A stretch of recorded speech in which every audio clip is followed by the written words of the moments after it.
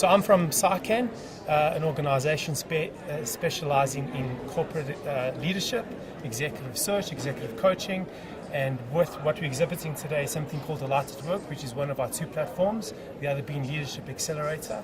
We really are a people business, and we specialise in business transition and accelerating leadership through any organisation. I'm going to offer you a very, very intelligent solution to quickly change behavior within your organization amongst any people, no matter how advanced your staff skill set is. Okay?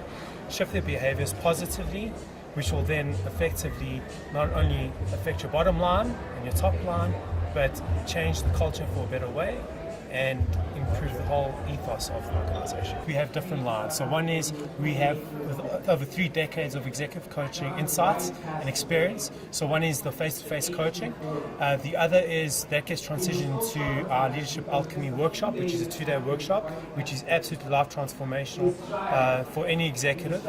And then we have, as a tier down, 2 really prolific platforms. One namely Delighted Work, which we're exhibiting here today, and the other is our award-winning platform called Leadership Accelerator, which was nominated the #1 soft skills electronic platform in America, where over 81 international companies participated. So the material that we really have and the grounding and the framework that we adopt is really powerful. It's not something that one can just learn from and kind of forget. It's something that's designed to be engaging.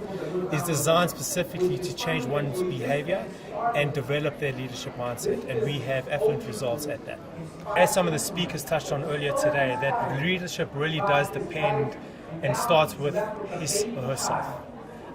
It starts with this reflective thinking and self-awareness. So long as we can get people to be aware of themselves and put themselves on that pathway to develop themselves so they could add greater value not only to their personal lives or professional lives, but as a member of society and a representative of South Africa, we could together as a nation push forward and make the right choices that will not be of a selfish nature, but the choices that will benefit the people as a whole. I don't think you need a title or a certain fancy position. I think everyone, no matter what you do, whether it's a mom, a dad, brother, sister, a mentor or a good friend, everyone has a position of leadership. Those levels of leadership can only be developed and grown to suit the needs of you as an individual or you as a profession. So do I consider myself a leader? I consider myself a growing leader. I think leadership is never a final journey. I think it's a progressive journey as one goes, progresses through his or her life. But so long as you're influencing people and it's a positive influence at that, I think you are a leader. So the potential is absolutely huge. Most of the population is a really, really young population. Youth being the future of a country, we really need to tap into the minds of those people because they're ultimately going to be the forthcoming leaders.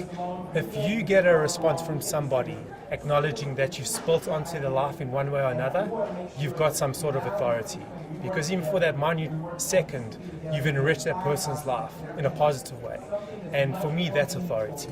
And authority is not a big word that's, hey, yes, with a big hammer. It's about demanding in a very, very classical and smooth way to just enrich somebody's life in a very, very good and positive and affluent way.